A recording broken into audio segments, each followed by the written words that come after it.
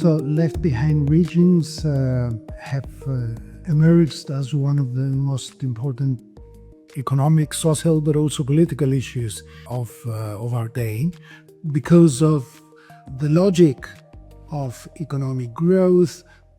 Some parts of the world or within a single country, some parts of the country grow pretty fast, others stay behind. Sometimes this is linked to deindustrialization. For example, the Rust Belt in the US relative to the fast growth of Boston based on biomedicine, or California based on high tech, or whatever. In Europe, we see similar patterns. For instance, in the country where I live, Italy, there is a widening gap between, say, Lombardy, Milan, and some other areas in the northeast, and other parts of the country, the south for sure, but also the northwest and others.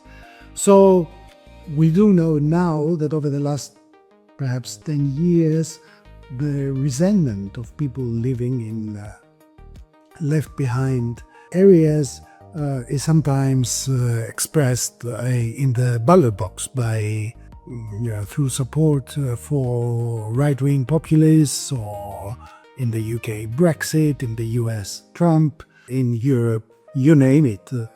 It's on the news every day. What can our research do? Yeah, the problem is huge and research can only do so much.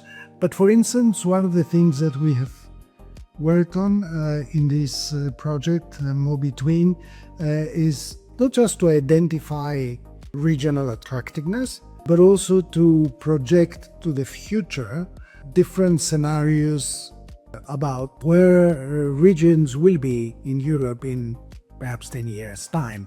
So we've just, our team, the Politecnico University of Milan team, has just presented research that shows that under the most positive scenarios, not the negative ones, the more positive scenarios, there are 4 scenarios that we try to simulate for the future of Lombardy, the region of which Milan is the largest city.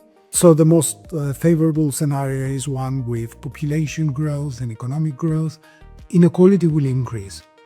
And this is not that difficult to grasp because economic growth means more high-skilled people coming to the region, more high-skilled jobs being created, which almost mechanically, automatically means that inequalities will grow.